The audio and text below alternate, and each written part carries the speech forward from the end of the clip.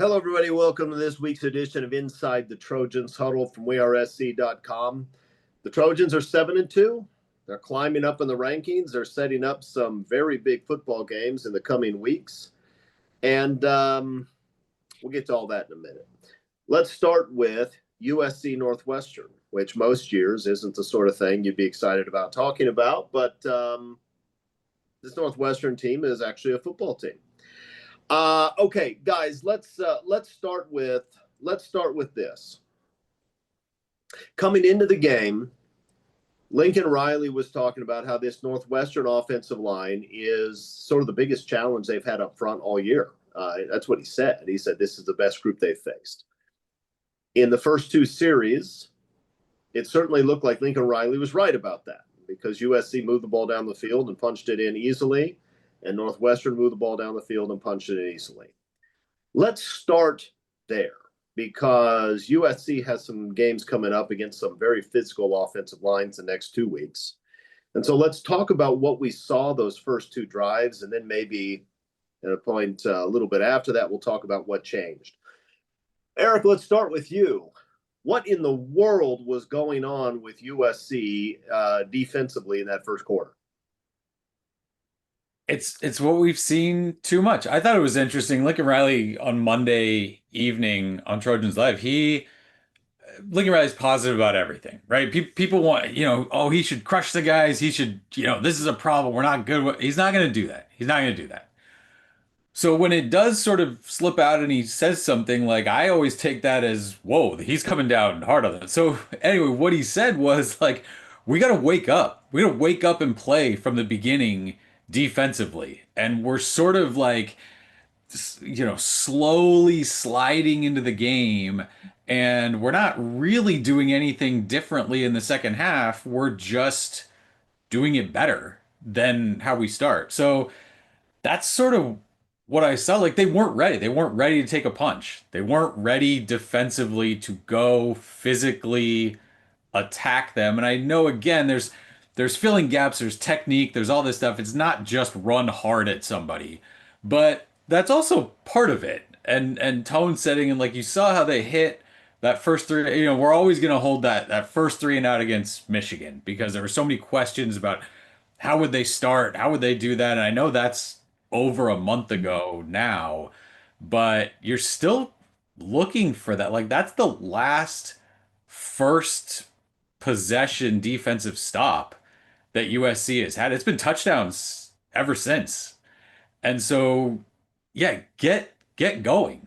Get going. I mean Iowa has had almost no success on the first possession. So if you're sort of spinning it through, you want to see how that looks. But yeah, it felt like they thought we're at home.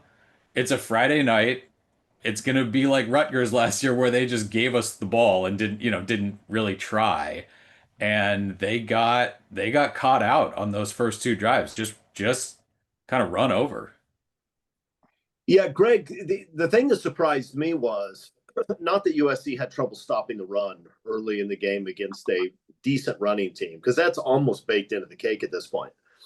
But my criticism for a long time has been that the defensive linemen aren't great getting off blocks. The edges come too far upfield to properly contain in the run game, and the linebackers simply don't play downhill. That's been my complaint every single week. But the first two drives against Northwestern, that's not exactly what we saw, I don't think. It looked to me like the defensive line was just getting pushed around. I mean, getting driven 3-4 yards left or right, getting double teamed to push back 6 yards. I mean, it's almost like they didn't listen to their coaching staff tell them that they were about to play a really good offensive line, because those guys for those first two series, they just got their butts kicked. I mean, they just got physically pushed around and dominated. Greg, what do we make of that? I make of it, this is who they are. I mean, we're in the last 3-4 games of the season. There's nothing to try to wonder what's going to happen. I'm kind of honestly kind of numb to it. I kind of watch it and go, okay, I'm not shocked. This is what they do. And if they adjust to it in any way they can, one of the ways they can adjust to it is play harder. I will tell you that.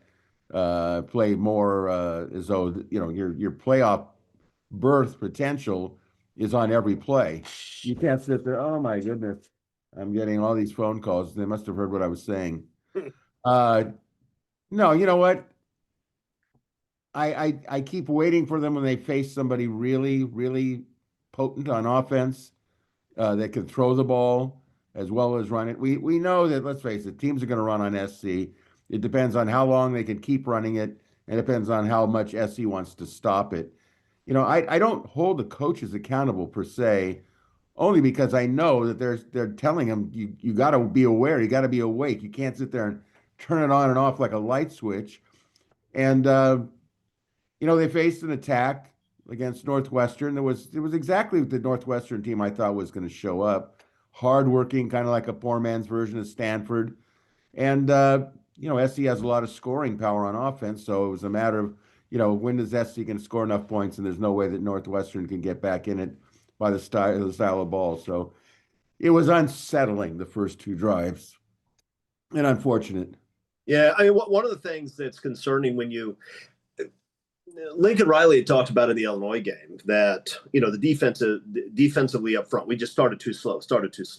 That never made any sense to me in Illinois because they were getting pushed around the whole game. That is what happened against Northwestern, and some of it is effort related, some of it's technique related. If you're an A gap guy and you get the center guard double team, usually the center will then come off that and try to get to the linebacker. Yeah, it's great if you can split that double team and get in the backfield, but that's not really what anybody's asking you to do. What they are asking you to do is play low and not get driven back 6 yards, right? You can't do that. And frankly, that happened repeatedly on that first drive, repeatedly. That just can't happen. And especially can't happen when it's a very experienced, very big player that USC went and pulled out of the transfer portal and gave a lot of money to. That guy can't. The only reason he's on this roster is because he's supposed to be a guy that's hard to move out of the A gap. That's the only reason he's on this roster. It's not okay to show up and play like that the first 2 series. And I'm sure, and I know you guys think I'm being harsh, I can guarantee you that Coach Henney told him that. I can guarantee you he told him that. It's not okay to do that. Now, the good news, and Mark, I'm going to turn to you because you are a good news apostle, all right? The good news is that the secondary play is getting better. The secondary was a huge problem earlier in the year. In that Illinois game, you watched the secondary, and in fairness, you had some young guys and you had injuries to Kamari, or chicken injury to Kamari Ramsey. They were bad.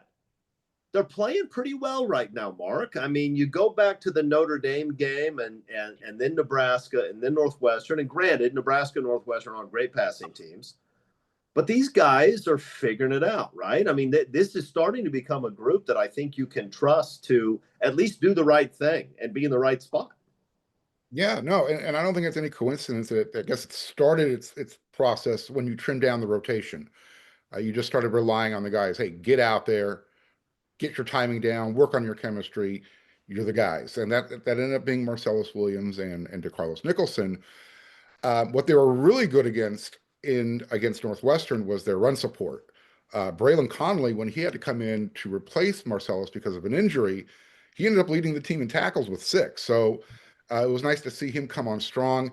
He had that one play where I guess his feet got tripped up by the grass monster, and they completed that long pass over him, but he was in good position. But yeah, you're absolutely correct. They're playing a lot better, which is great. On the defense, those first 2 series, Eric, you brought up the point what Coach Riley said. I go back to what he said after the game when I asked him, what goes into the decision about, wanting to go on offense if you win the coin toss? And he says, there's really no analytics about it. I'm thinking, well, if your guys aren't starting the defense, if they're not ready to go, why not make them ready to go and defer and go on defense first so they know the pressure's on them to get the stop? I don't understand why the team needs, at least the defensive side of the ball, needs a wake-up call going into the second half. But yeah, the fact that USC's defense didn't get a great amount of pressure on the quarterback, the pass defense played well, knowing that they're out there on an island. So when you got DeCarlos Nicholson, who's your veteran, Marcellus, who's now actually developing, younger guy, you know, it looks like Trevon Reed's having an impact with that group.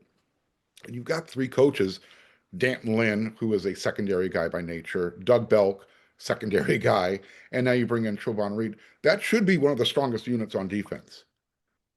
Yeah, and look, DeCarlos Nicholson is turning into the player that I think the USC coaches thought he could become. I mean, he has some of the characteristics they're looking for. He's a long guy with long arms, but he's turned into a pretty steady performer. And we beat up on him last week for the bad penalty, but other than that, he's played really well. And you're right, Marcellus Williams is starting to develop.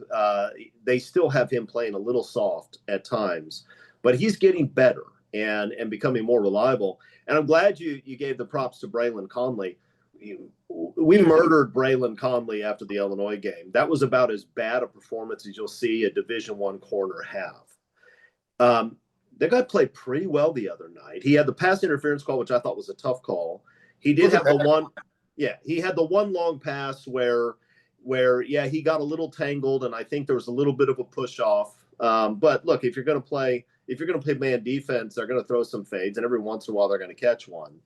But he was fantastic, not only in run support, but also he had a great play where he read the screen, beat two offensive linemen to the spot, and stopped it for a big loss.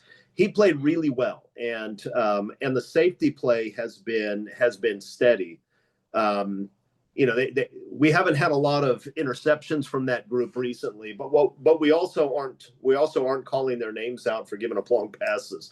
They're making plays, so that's good, because what I think it means is that against a team like Iowa, you really can't afford to let those guys handle the Iowa passing game and really focus on stopping Iowa's run. So that's going to be important next week. Let's talk about what turned around defensively. And I don't know if we're all going to be in agreement on this. This will be interesting. Eric, after the first two drives, USC held Northwestern to a pretty reasonable, I think it was probably 130-something, 140 yards, only 3 points. What explains the turnaround in your view? Look, first of all, Northwestern falls into that group like the Notre Dame offensive coordinator, where it's like, what? Why are you throwing? Why is anybody? I don't understand why offensive coordinators can do this sometimes. So I don't know. If Northwestern runs the ball every single time, do they score more than 17 points? Probably. But I thought one of the things I thought was interesting, and I do think it was a bit where the defensive line stopped getting right. You saw in that first drive, like, I mean, Keyshawn Silver's getting pushed sideways, just gone. And there's some double team there and that sort of stuff. But like you said, you see guys take on double teams and stand, right? They don't make the play, but you're there in the way. And that's what it's got to be. So you saw less of that. Defensive linemen just removed from being involved in the play at all. I think that was big. I thought one of the more interesting looks that we've seen all season has been that, I don't know what you want to call it. It reminded me of like bowling ball holes, the way that they're like that, where the three linebackers with Eric Gentry as like, I don't like a soccer sweeper almost behind the two other inside linebackers ahead of him, and the way that they were sort of given the A gap, like the defensive linemen were spread way out. They sort of filled it that way. I thought that was an interesting look, and clearly something that they'd come up with for Northwestern. But I think ultimately it was that, like, you saw defensive linemen just not get, at least that, watching the game live, trying to do it that way. There were very few plays where I thought, wow, that defensive lineman just got removed from the play, like you saw in those first two drives. And that's what we thought, right? The whole year. The defensive line has got to be a thing that makes an impact in every single game. And when they're getting pushed around, those are the two obvious times that happened. Those are the losses. Yeah, Greg, I was with Eric. I thought it was interesting. They're bringing up the linebackers. This is something USC tried a few years ago.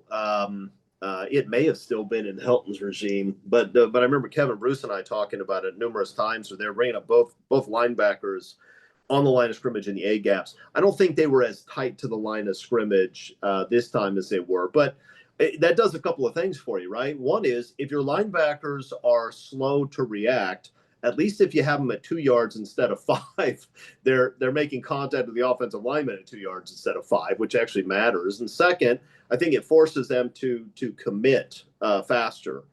It also means that you have to get off the double teams faster, right? If you're the guard and you're supposed to double team the nose and then get your way to the linebacker, if the linebacker's at 2 yards, you don't have much time to play at that double team. So it seems to me that was a nice adjustment.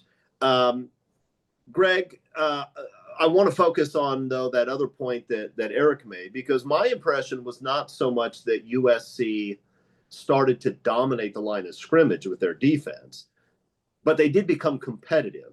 And as they became competitive, the Northwestern offensive coordinator decided to throw the ball more, which led to a lot more 2nd and 10s than they had when they were just running the ball for 6 yards, 7 yards a carry early in the game.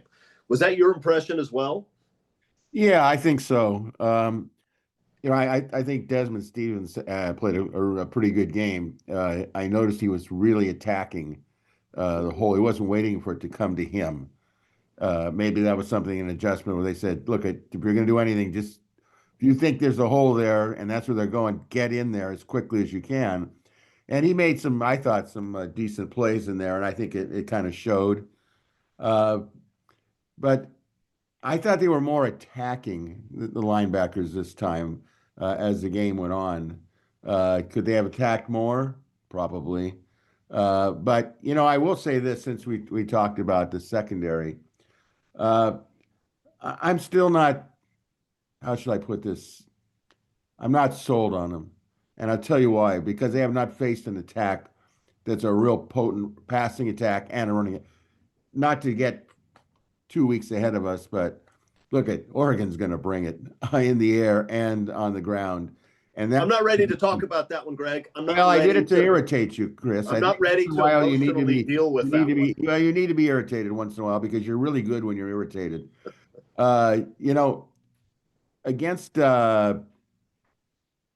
Iowa, I think we're going to see a really physical game. We're going to see you can't stand back and just kind of wait. You got to really go after them offensively on the when they're running the ball. You want them to pass the ball as best you can, but they have a style of ball, kind of like Illinois had it in a way. That if they get going with what they want to do and the game stays close, it's going to be a tough game. It's going to be a tough game. Yeah. We'll get into the details of Iowa in a minute. Although I agree with what Greg's saying. Let's do this, Mark. Let's flip it over to the other side of the ball. USC's defense still has a tendency to play with less physicality than we'd like. Let's just say it that way and be nice. But I think we're seeing with USC's offense, we're seeing a return by Lincoln Riley to the style of football that he coached offensively at OU. And once again, and USC's running game wasn't great early on against Northwestern, but they stuck with it. And once again, King Miller is putting up big numbers. So, Mark, tell me this. Is it time to say that King Miller is the best freshman walk-on football player in USC history? I mean, how many more times do we have to see this guy go off for 130, 140 yards in a game before we just give him the title? Well, I don't think we saw Clay Matthews play as a freshman, but he ended up being pretty good. So he's gonna have to chase Clay to get that honor from me. But he's on the right path, right? Look, King Miller, I don't know where this team would be right now without him. I just looked up the stat the other night. He's got 636 yards right now. He has a chance to break that 1,000-yard barrier. The last time that's happened in the big conference with a walk-on running back, that was 2013. And that was with a Penn State running back. So if he can get there, yeah, I mean, we're starting to see, though, why you need more depth in that room. Late in the game, he left with a, he landed on a shoulder. He told us afterwards it was just a stinger, but he needs some help back there. I mean, he can carry the ball 20 to 30 times, but again, that's a rough position to play football. You need some backup. What I liked about how he ended up playing was he you know he's not going to make a mistake. I mean, his worst mistake is maybe not doing great on pass protection. But other than that, I mean, he just gives you everything you want in a running back. He's fun to watch. He hits the hole hard. He's running. He's not Lindell White. He's not running through tackles necessarily, but he's a guy who's falling forward. He's running hard through contact. I mean, he is he's turning into a pretty special player. And look, you're right that he needs help. I mean, you don't want to have a young guy that's a little over 200 pounds having to run the ball 30 times every game. That just doesn't work. And I think the coaches have a decision to make, Eric. I mean, Brian Jackson is a guy who played really well in the bowl game. He's a big guy. He is built like a Big Ten running back. He does not look decisive to me right now. He is not hitting the hole quickly, and he's not been very productive. We saw just a tiny bit of Harry Dalton, who was a quarterback last year in high school, but has the size and the speed and the talent, I think, to be a pretty good player. At some point, I think USC's coaches are going to have to figure out whether the number 2 guy is Brian Jackson or whether the number 2 guy is Harry Dalton. And I think based on my setup, you can tell sort of where I'm leaning. Tell me what you've seen from Jackson and Dalton, and whether you think that I'm onto something or whether I'm just crazy like usual. Well, so first of all, Clay Matthews had 8 tackles as a redshirt freshman, so you're gonna have to go farther back than that in terms of redshirt freshman walk on. Uh, so the interesting thing right now is I personally, I mean, I don't make the calls. I don't have a ton of trust in, yeah, Harry Dalton, go get 15 snaps and we got to sprinkle in a bunch of pass protection in there also, right? That's the thing. But you also, if you trust Brian Jackson a lot more for pass protection, you can't just send him out there for 12 pass snaps, right? Like so you really need more out of him there. It's tough because a lot of times, and the Northwestern back did it a lot, right? He'd hit the hole and sort of slow, and then through, and it's like, wow, that guy's got great vision. That's unbelievable. Brian Jackson hits the whole slow tackle, and it's always got to hit the hole harder. So there's a little bit of blocking, but it's also sometimes with Brian Jackson where it's like, man, you're big. Just get the 3.5, 4 yards. Just go. And so if you're getting whatever 8 yards on 5 carries, like that's not going to, at least I think, keep him in that rotation because yeah, you see Harry Dalton kind of get some space and the burst and that sort of thing, and it's like, oh, USC, the running game could use this right now and a few more carries like that. So it's a balance. It's a balance, and the I think plan A, plan A would be getting Brian Jackson some confidence and getting him going a little bit. But if you're not gonna have success with him, yeah, you got to figure out how to get Harry Dalton involved because King Miller is hitting right 18 carries is like seems to be what he hits every single time. You're not gonna win these games or be dangerous on the ground if all you have are 18 carries in a game. So yeah, you got to find something. And I think right now I'd love to see Brian Jackson just one of those things, head down, go get some confidence, and then try to play it out from there. But yeah, it does feel like a little bit maybe, and I'm not gonna put words in his mouth, but you see King Miller rip a 50-yarder this often, and it's like, well, that should be there for me too. Like I should be able to pick and choose and get going. And so that's where it's been, I'm sure, frustrating for everybody, right? That he hasn't been able to click like that with the line. I think One he's. of I don't think he's 100%. I got to be honest. If he had turf toe, I don't think he's 100%. Because Eric, you just hit the nail on the head. If King Miller can, rip off 50-yarders every 5 times he touches the ball, or whatever it is, you would think by accident Brian Jackson would fall into one of those big holes and take off somewhere. Yeah, I mean, King Miller gets to the hole much faster than even a healthy Brian Jackson would. But you may be right that he's still beat up, and turf toe can linger. I don't know, but one of the things about USC's running game is that the counter that they like so much, where you're pulling the backside lineman, it's not unusual for good linebackers. You saw it a couple times at Northwestern. I guarantee you're going to see it this week with Iowa. They have very aggressive linebackers. When those guys pull, you fly through that gap and catch the running back in the backfield. That can happen, and so the quicker you get to that hole, the better off you are.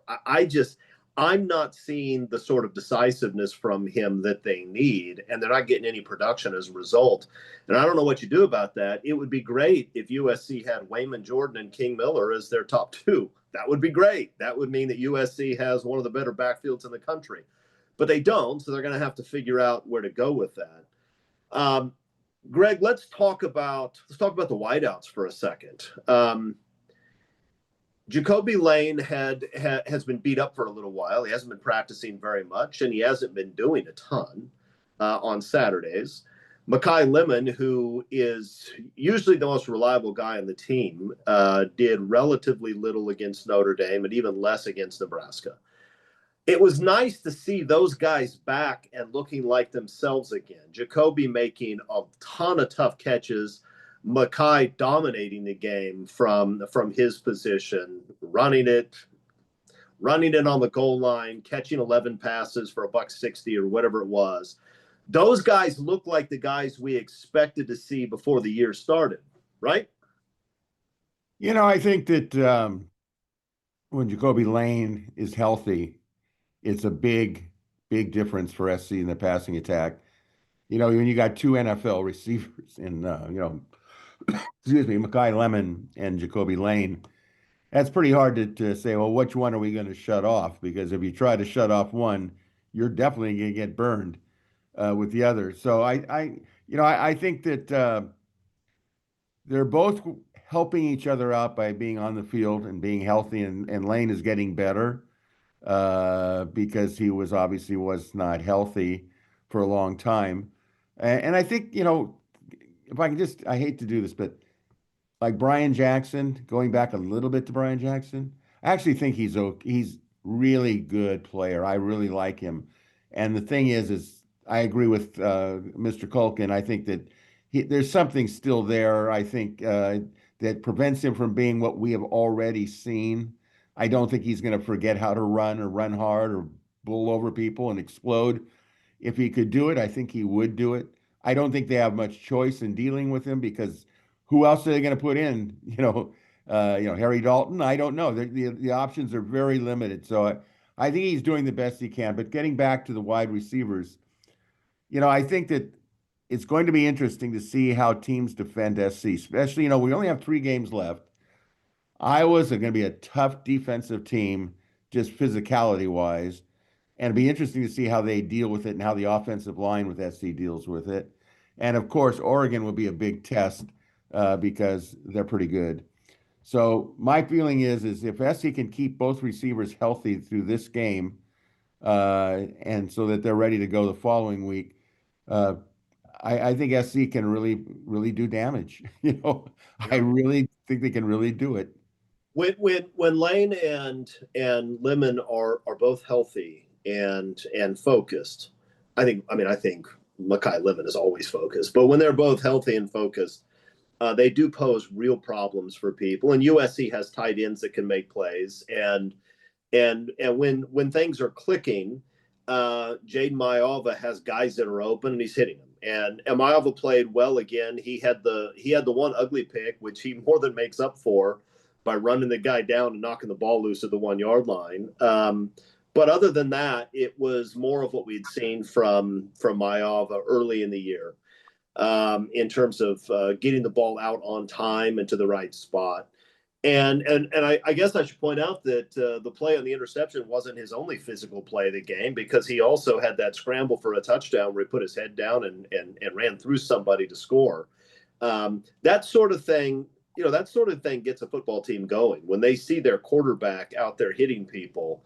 That makes everybody else want to hit people too. So, look, a nice performance from Maeva. I think if you look at the PFF grades, the offensive line wasn't fantastic, but I never know what to make of that, because PFF always has the offensive line not run blocking anybody, yet their USC is what, 22nd in the nation in rushing, even though they throw the ball a lot. So I'm not sure what to make of that, other than the offense again was balanced and effective, moved the ball, put points on the board against a pretty good Northwestern defense. I mean, this Northwestern defense was giving up 16 points a game, and is a defense that had done a really good job stopping the big play. Even Oregon had a lot of trouble making plays downfield against these guys. USC made a bunch of big plays.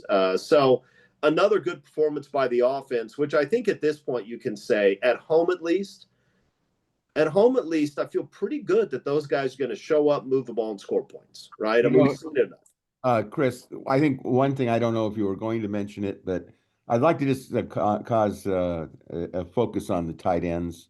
Mm-hmm. And I think that's a compliment to Lincoln Riley, that he's really seems to be kind of getting back into what he did at Oklahoma a little bit. And it really makes a difference. It really makes a difference, because if you cannot stop Lane and Lemon, or you attempt to do that, the tight ends, there's no doubt in my mind that McCray is a NFL future tight end at some, whether he's a starter or whether he's a backup, he's going to be there on, getting paid on Sundays. And he's earned it. I mean, he comes up and he bashes, he's physical. And the most important thing to me, I mean, I'm thrilled with it that they're throwing the ball to the tight end. I mean, I thought that really makes a big difference, a big difference. And, I think that, the backup tight end is doing a good job. He gets it in.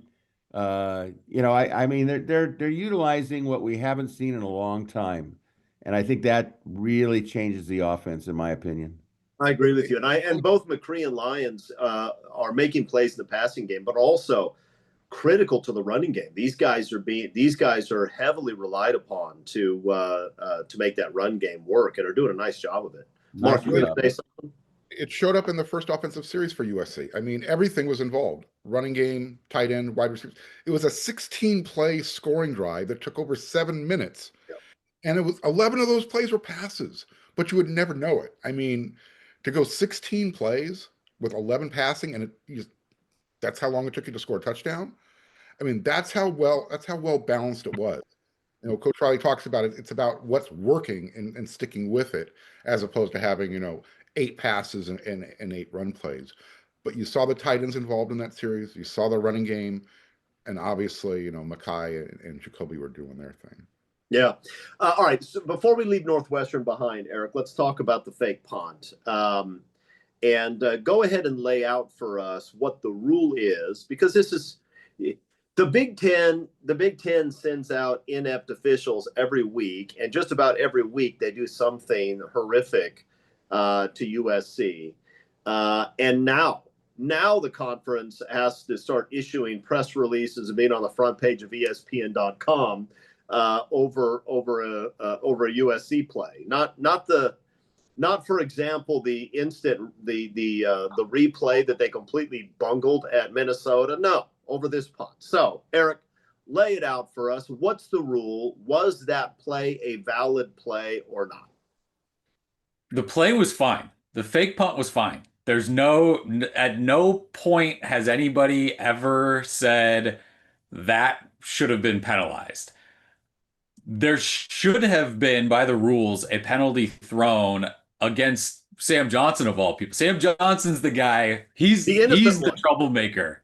Sam Johnson, the punter, is the troublemaker in this whole thing, because the rule states that 2 players wearing the same number cannot line up or play the same position in that game. So when Sam Heward has taken a punt, and again, you can't oh no, he was playing quarterback. Oh, that sort of stuff. He played the position of punter because he's lined up as a punter at the snap.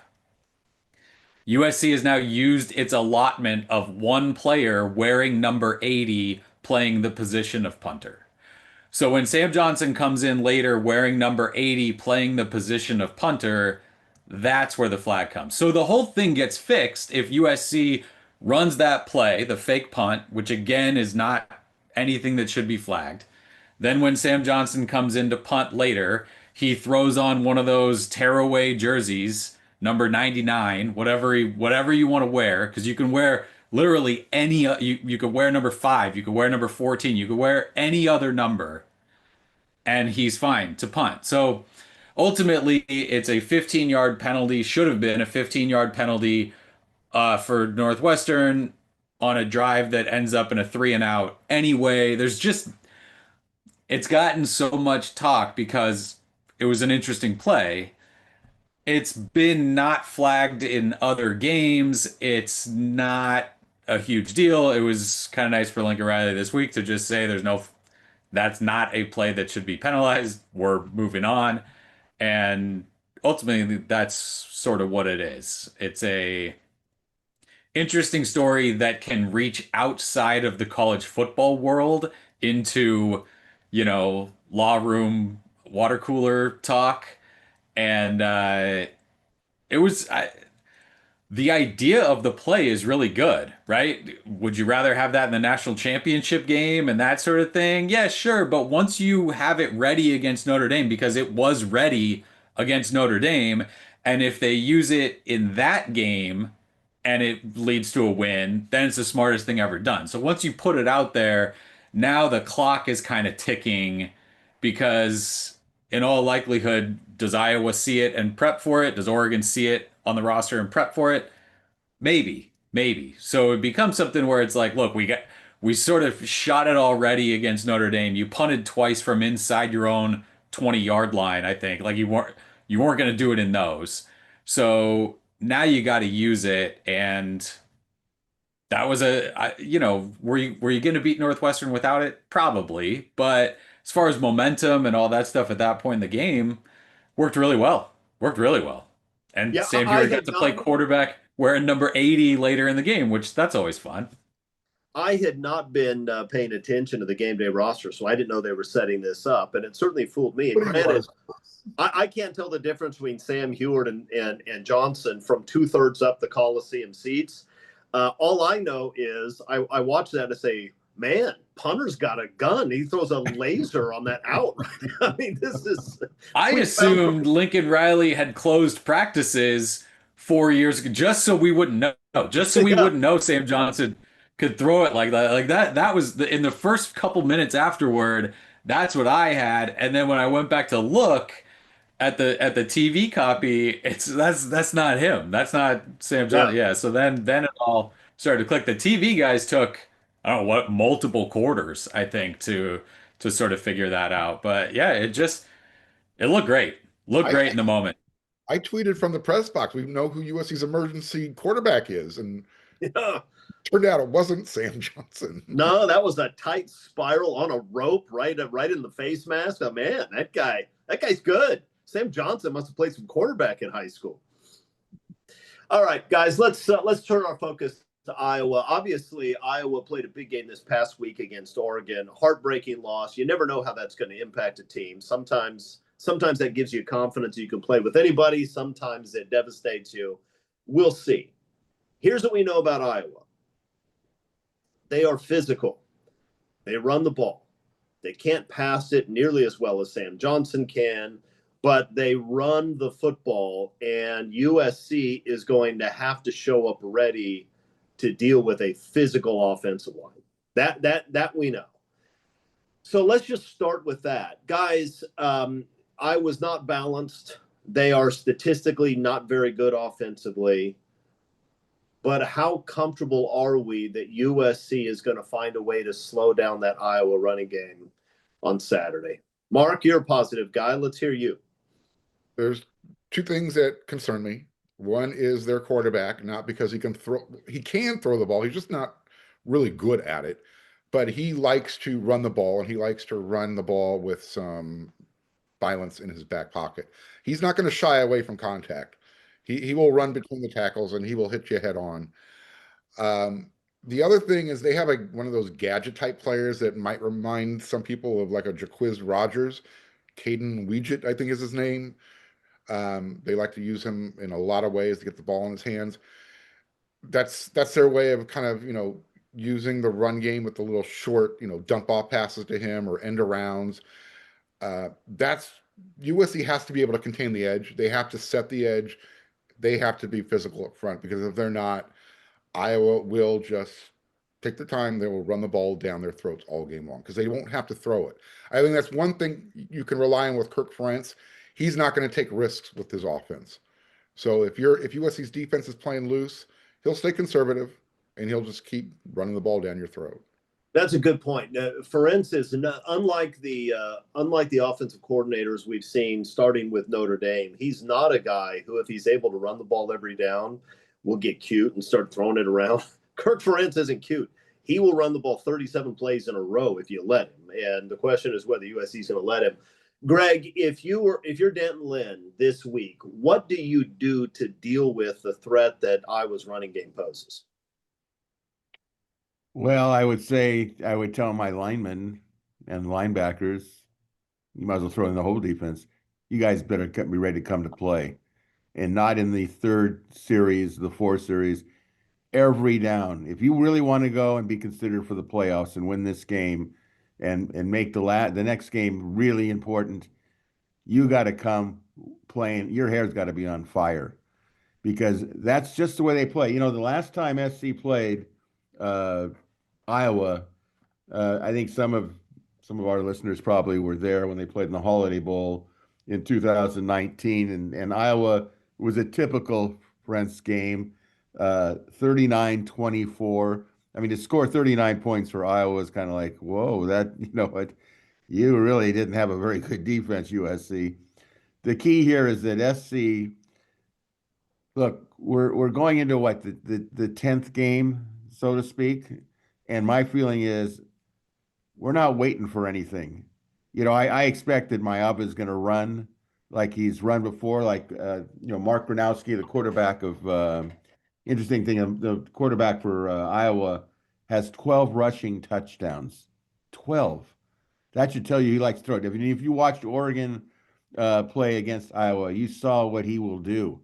If they get off to do what they want to do, and if I'm the defensive coordinator, which I'm not, I'd say, you guys, they're going to score a lot of points for them if you don't sit there and stop it and play with some real high intensity violence, because this is what they want to do. And if you don't do it, they're going to ram the ball right up Broadway. And, by doing that, they're going to shorten the game, because it's going to run the clock.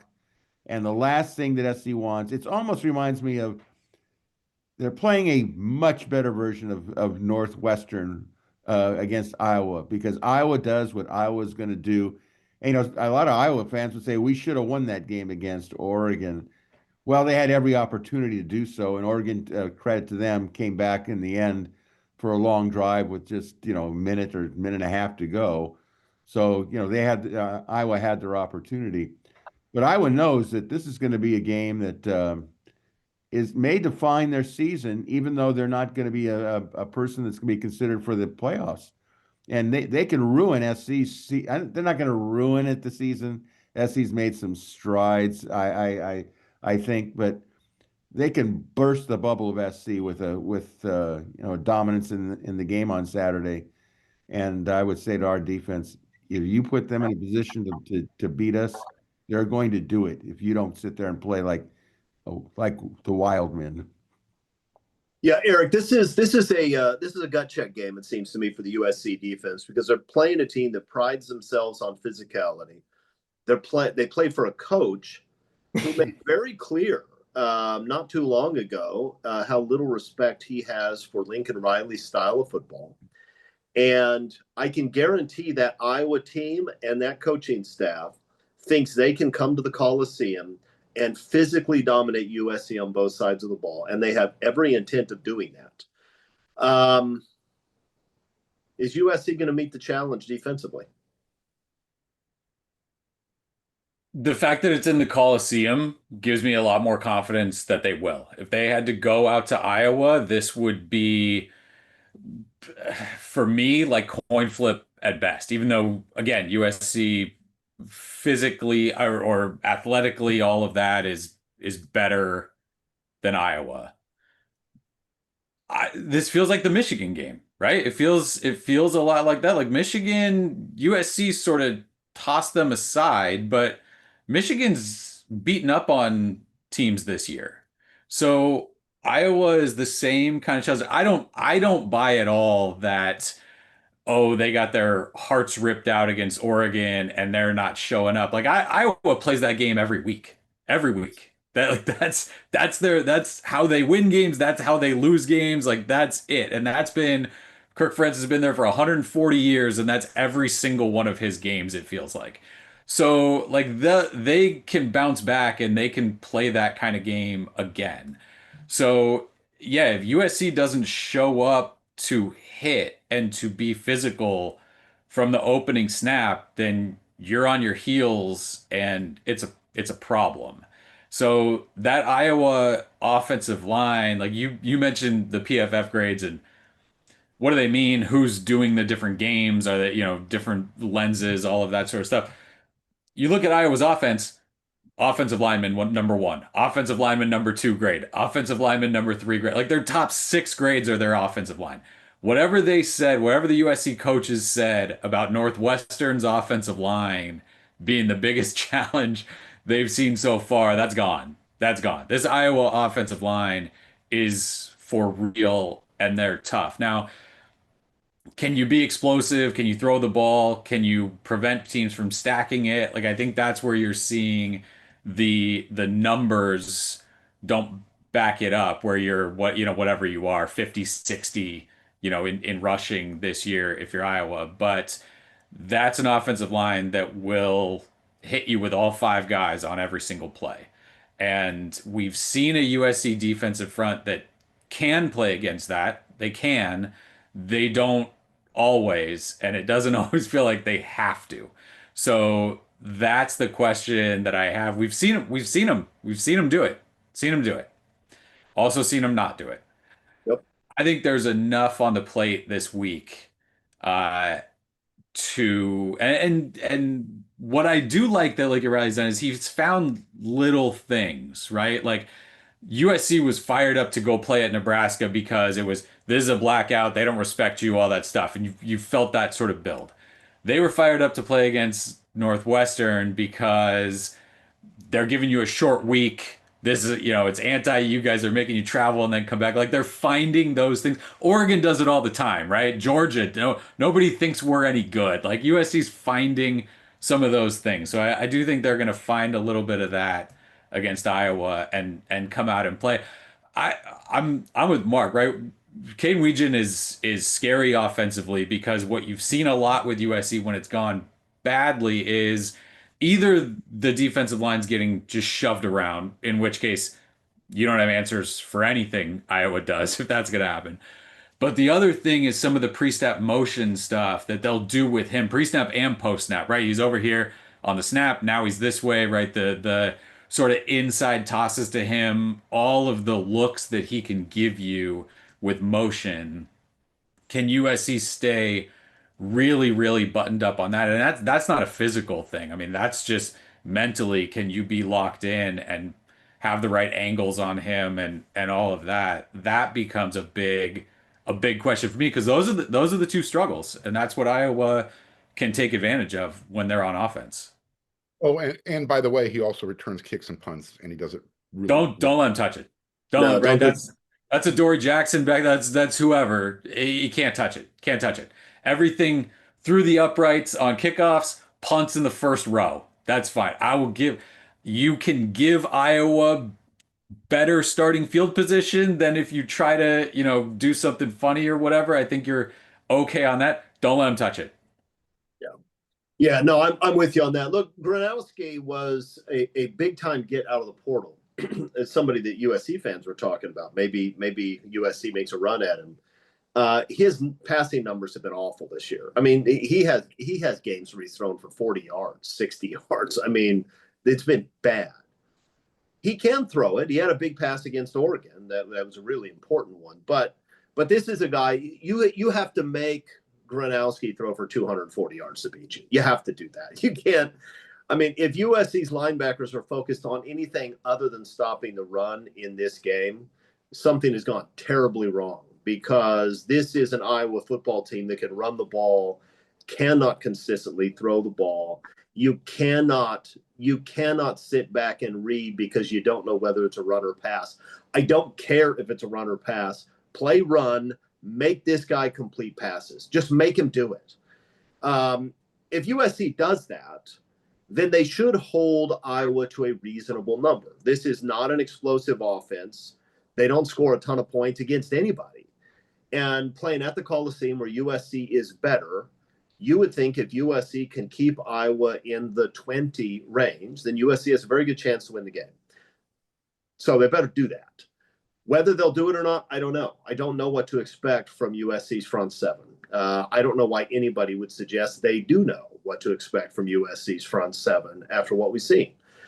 Now, on the other side of the ball, Iowa's really good defensively.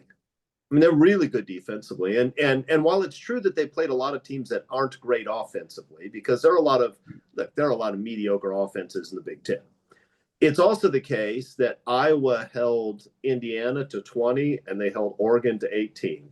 So it's not just that they played a lot of bad offenses. They played a couple of really good offenses, and they've held them to 18 and 20. Granted, they had both of those games at home, but don't kid yourself. This is an Iowa defense that is big and physical up front. They have linebackers that are very aggressive. They will shoot gaps.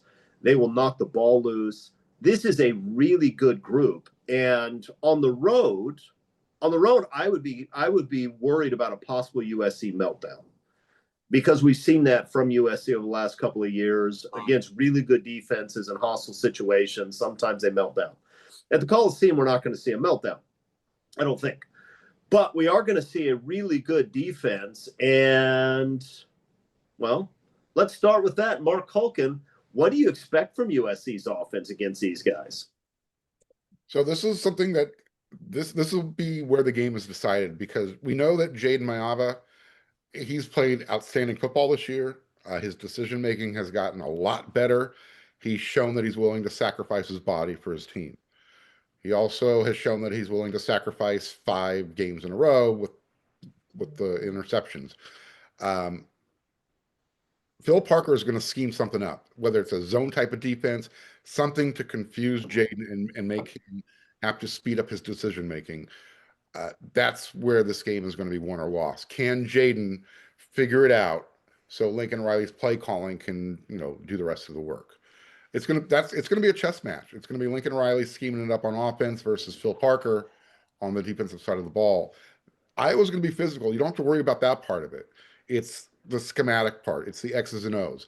Can USC out athlete Phil Parker's X's and O's? I guess that's what it's going to come down to. Greg, my big question is whether USC is going to be able to stay balanced in this game. Are they going to be able to open up holes for King Miller so he has 136 yards and opens up the play action pass game? Or are they going to be playing in 2nd and 9 and 3rd and 7 all day? This goes back to what is Lincoln Riley going to call? What is he going to do? And I've said this for a long time. When he's really good, he's pretty good. And when he's not pretty good, you can certainly draw a lot of lines and say, what was he thinking? In fact, a couple of game ago, he was saying he made a call and he says that was a really stupid call and what have you. And and every coach does that. It's not, it's not him. It's, it's forgivable. I think that this is going to be a game because Iowa is so tough on defense. That's a real challenge for Lincoln Riley to say, how am I going to go about this? My personal feeling is I think SC is going to really use the tight end to really burn Iowa. And I think if that happens and it works, then the running game will start working because they'll be worried about how many guys they're dropping. I think the key is I think you're see a lot of quick passes early to get Maeva off to a good start. I don't think you want to see too many 2nd and 10s or 3rd and 11 or 3rd and 9. If you do, you're going to say, well, let's go back to the 1st and 2nd plays. SC cannot fool around in play calling. If something is working, why fix it if it's not broken? So I think that Riley is really going to be focused on, and he should be on this game to see just how. And I think it's very interesting.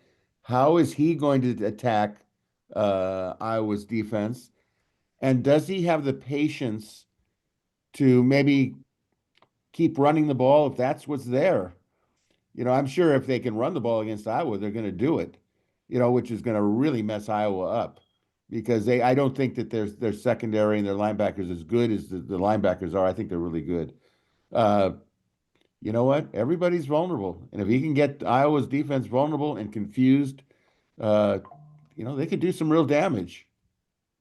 If USC can run the ball against Iowa, Iowa's in gigantic trouble, right? Iowa has to make USC one-dimensional. If USC can mix it up, I mean, I don't think Iowa has a solution to Mekhi Lemon and Jacoby Lane. And that's not a shot against Iowa. I don't think anybody really has a solution to both those guys when they're healthy.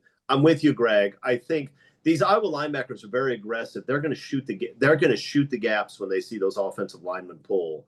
And Mayav is going to have to pull the ball out and toss it to the tight ends short over the middle over and over and over again to make them stop.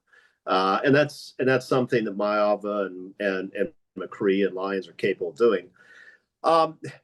Eric, if you're Lincoln Riley, you don't want to be in a bunch of 2nd and 3rd and long situations. And you know that Iowa is going to aggressively try to take away the run. Do you come out and chuck the ball around the yard in your first series? Yeah. I mean, that's sort of what, before you even asked that question, I was going to sort of bring this up, is that it's always been telling how Jade Mayav has sort of started the game, right? He didn't throw it well against Nebraska. You go back and look at that first pass, and he's rolling against his body. He's got Mekhi Lemon open. I mean, it's 5 yards. Just get it. And he sort of dirts it down at his feet. Against Northwestern, he starts 5 of 5. And there's a bunch of easy throws in there. And I understand the idea, right? We're gonna announce our presence with authority, right? We're gonna nuke LaLoosh this. But running into a wall over and over to start the game isn't really the way to go there. So yeah, if you have that much confidence in your run game that you say, hey, we saw what Oregon did and we can do that, then playing out, I think that Lincoln Riley tries to get Jay Mayav into a rhythm early, and a lot of these, I mean, Northwestern hadn't really given this year at all and came out throwing. So my read is that's probably what ends up happening, is that they give Jay Mayav some safe throws, get guys involved, get Mekhi a touch early, that sort of stuff. And I think that's the way to play it out. Now, you can't finish the game with 15 rushing attempts. I mean, you can't, that can't be the whole thing. You've got to find some success on the ground.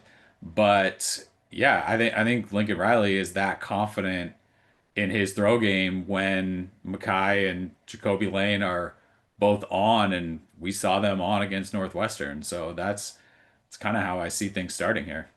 Yeah, I mean, I like the running game. We've been talking for years about how we want Lincoln Riley to run the ball more. But if you're just talking about the matchup, Iowa's run defense against USC's offensive line in the run game, I think that's advantage Iowa. I think Iowa has issues in this game trying to figure out how to stop all of USC's receivers and Jade Mayav. And if they can get Mayav in 3rd and 12 situations and come after him, then they'll probably have some success. But if Maava is able to throw the ball on first down and get the ball to wide open Makai Lemon for 13, throw the ball to Jacoby Lane on the sideline for 10.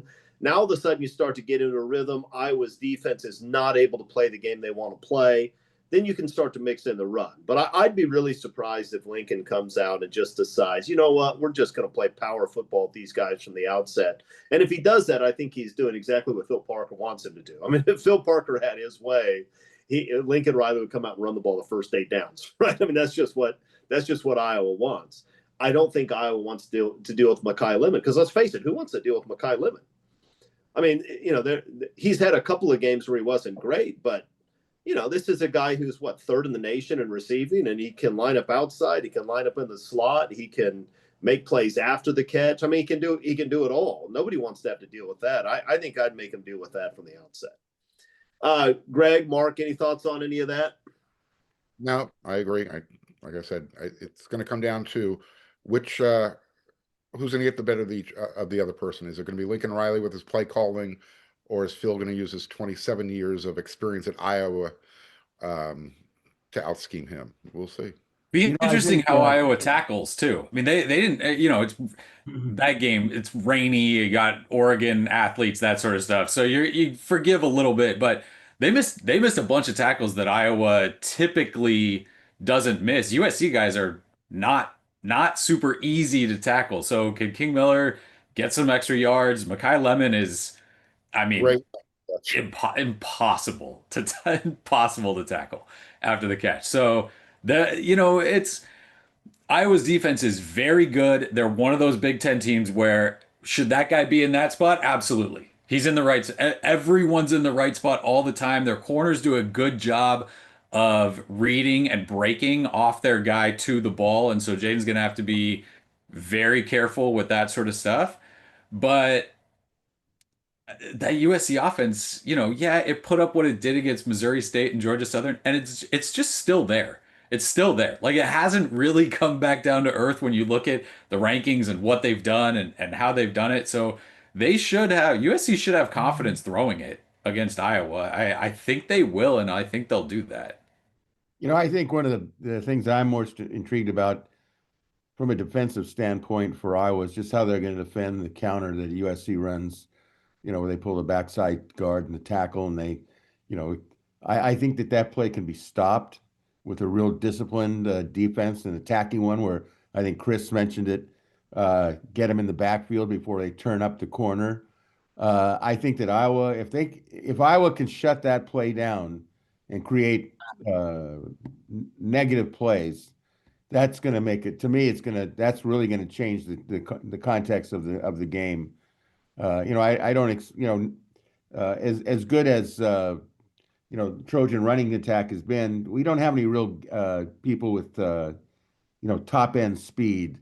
We've got guys that can get into the secondary and run. But my feeling is you have to be able to get there to get, have a threat of going all the way on a run play. So I'm going to really be interested to see how Iowa defends. I think SC could come out with, and I don't know this because obviously I'm not in practice. I could see SC running some reverses off the tray, the counter. I could see it happen because I think Iowa will come really full force to try to stop it before it can get through the line of scrimmage. And I think you might see Makai Lemon getting reverses and things like that to. The good thing I like about this game, honestly, the thing I like is you're not saving anything at this point. You're right where you want to be, a chance to get in the playoffs. You're not going to, that's what kind of surprised me about the fake punt. You go, well, if you're going to do it, why don't you do it in a game that really is really meaningful? I don't think it made a big difference to me in the game. It was more of a talking point and, kind of I don't know. I thought it was like babbling. But my feeling is again, let's see how they handle the X's and O's at Iowa in attacking the SC running attack. I think that's going to be fascinating. Okay, fellas, it's prediction time. Mark Culkin, give me a score and a few sentences about why it's going to play out that way. So I was pretty close to the score against Northwestern. I mean, real close. I think it's going to play out very similar to that. USC will eventually pull away on offense just because they have too much firepower compared to Iowa. So I'm going to go USC 37, Iowa 21. Tolkien has big points put up on the Iowa defense. I hope he's right. Greg Katz, what do you got? Well, my heart wants SC to win, and my head also is in agreement with my heart. I think it's going to be a tough game. Only if SC doesn't get a lead early or do what they did against Northwestern. They've got to get a 14-point lead and force Iowa to feel like they're really going uphill in the second half. If they don't, Iowa has a good field goal, a decent field goal kicker in Drew Stevens. He's 17 of 22. He has a long of 58. SC has a good field goal kicker, probably better if you go by numbers. But I don't think you can win this game on field goals. You've got to score touchdowns. And SC, if they can hold Iowa to long drives, but only field goals, Iowa's not going to win the game. And SC has more scoring power. What I think the last thing that I'm interested in is really see how many Iowa fans come out in the Coliseum. There's a strong Big Ten, especially Iowa, fan base in our area of the country. And that could make it a difference to keep Iowa head on and feel we've got some backing here. But no, SC is going to win the game. I don't care if it's by 1 point or it's by 21 points, but they're going to win the game. All right, Eric, what do you got? I think it's going to be pretty close. I have a lot of respect for kind of how Iowa can travel, right? Run game, defense, that sort of thing. I do think USC wins. I think it's within, I think it's about 6.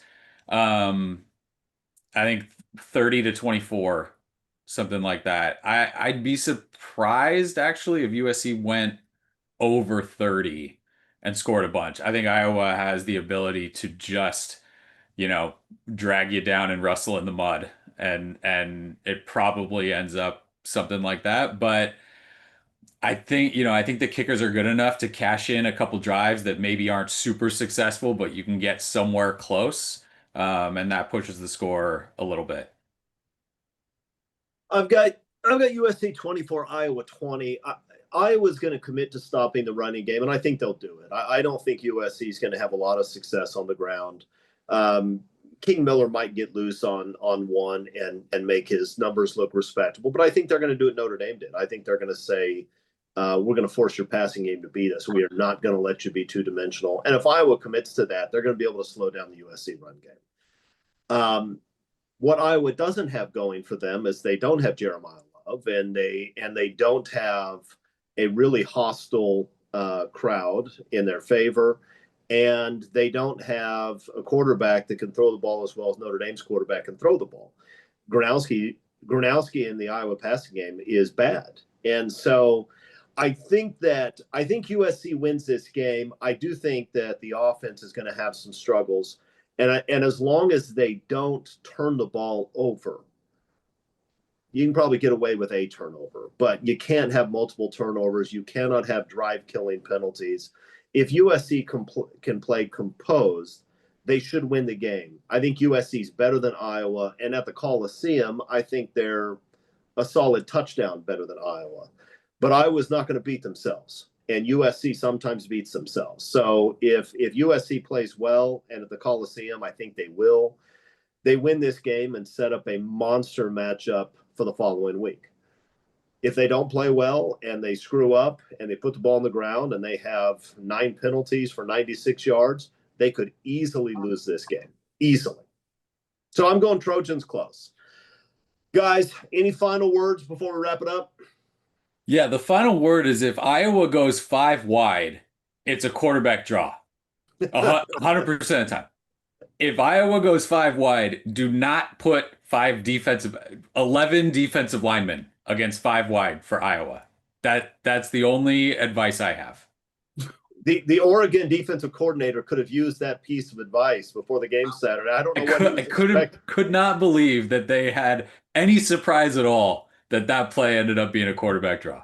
They had 4 in the box against Iowa's 5 offensive linemen, and everybody in the stadium, other than that defensive coordinator, knew exactly what Iowa was going to do on that play. Okay, that's it. Listen, 7-2, we've seen improvement. We have. The program is better now than it was last year. They have a recruiting class that I think they'll hold together that will continue to upgrade the talent level. At this point, it's a matter of USC playing with fire the next 3 weeks. Playing with fire the next 3 weeks doesn't mean they win all 3. We can deal with Oregon next week. But it does mean that if they come out and play hard and play well, they should win at least 2 of those 3. They should win the 2 home games. And that puts you at worst at 9-3, which is under the circumstances. I'm not saying that's a standard at USC, but I'm saying 9-3 is not a failure at USC this year either. So we'll see what they do. It should be exciting. Hopefully we're celebrating 8-2 next week, but regardless, we'll be here. Until then, fight on, everybody.